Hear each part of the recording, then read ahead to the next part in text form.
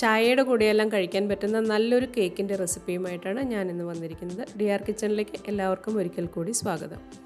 ഇത് 1 കപ്പ് മൈദയാണ്. അതിലേക്ക് 1 teaspoon baking പൗഡറും അല്പം ഉപ്പും കൂടി ചേർത്ത് കൊടുത്ത് നമുക്ക് നന്നായിട്ടൊന്ന് മിക്സ് ചെയ്ത് മാറ്റി വയ്ക്കാം.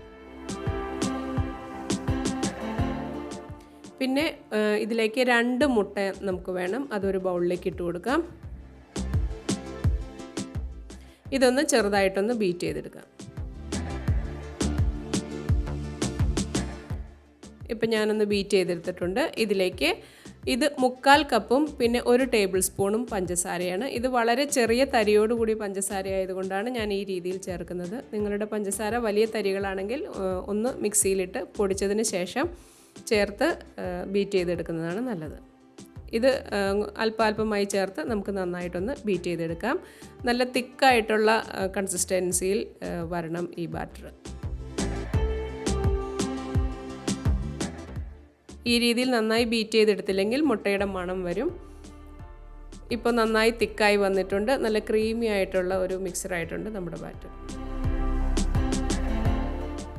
ഇനി ഇതിലേക്ക് 1 ടീസ്പൂൺ വാനില എസൻസ് കൂടി ചേർത്ത് കൊടുത്ത് നന്നായിട്ടൊന്ന് മിക്സ് ചെയ്തെടുക്കാം.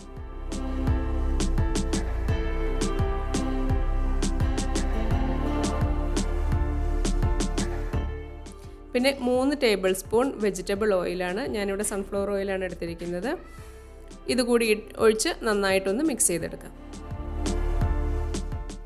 ഇത് നമ്മൾ ആദ്യം മാറ്റി വെച്ചിരുന്ന മൈദയാണ്. മൈദയുടെ മിക്സും കുറച്ചായിട്ട് ചേർത്ത് നമുക്ക് നന്നായിട്ടൊന്ന് മിക്സ് ചെയ്താൽ മാത്രം മതി. അധികം ബീറ്റ് ചെയ്യേണ്ട ആവശ്യമില്ല. ലോ സ്പീഡിലിട്ട് അതൊന്ന് മിക്സ് ചെയ്യുന്ന രീതിയിൽ നമുക്ക് എടുത്താൽ മതി.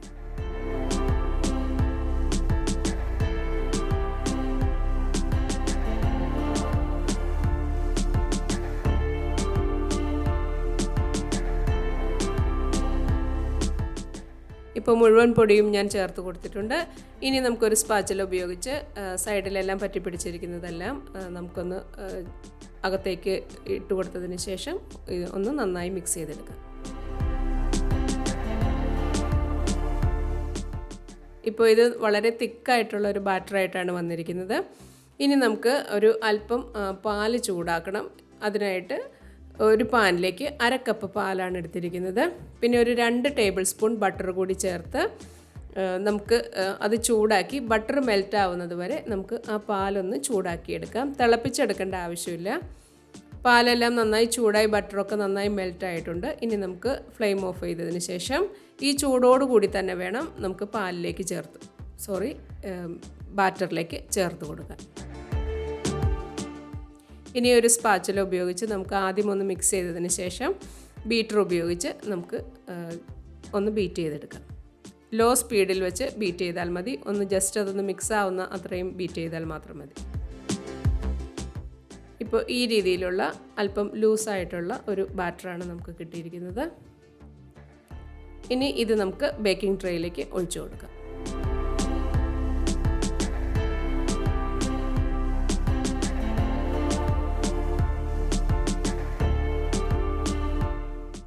ബേക്കിംഗ് ട്രേ ആദ്യമേ ഞാൻ സെറ്റ് ചെയ്ത് വെച്ചിട്ടുണ്ടായിരുന്നു.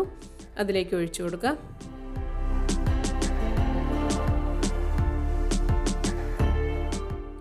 ഇനി ഇതൊന്ന് ടാപ്പ് ചെയ്ത് കൊടുക്കാം. അതിനുശേഷം പ്രീഹീറ്റ് ചെയ്ത ഓവനിൽ 180 ഡിഗ്രിയിൽ ഒരു 40 to 45 മിനിറ്റ്സ് നമുക്ക് ബേക്ക് ചെയ്തെടുക്കാം.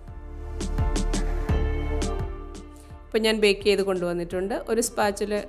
ഒരു സ്ക്വയർ വെച്ച് നമുക്കൊന്ന് കുത്തി നോക്കിയാൽ അതിൽ നിന്ന് ഇല്ല എന്നുണ്ടെങ്കിൽ നമ്മുടേത് കേക്ക് ബേക്കായി എന്നാണ് അർത്ഥം. ഇതുപോലുള്ള ഒരു ടവൽ വെച്ച് നമുക്ക് അടച്ചു വെച്ച് തണുത്തതിന് ശേഷം നമുക്ക് ഈ രീതിയിൽ കേക്ക് ഡിമോൾഡ് ചെയ്യാവുന്നതാണ്.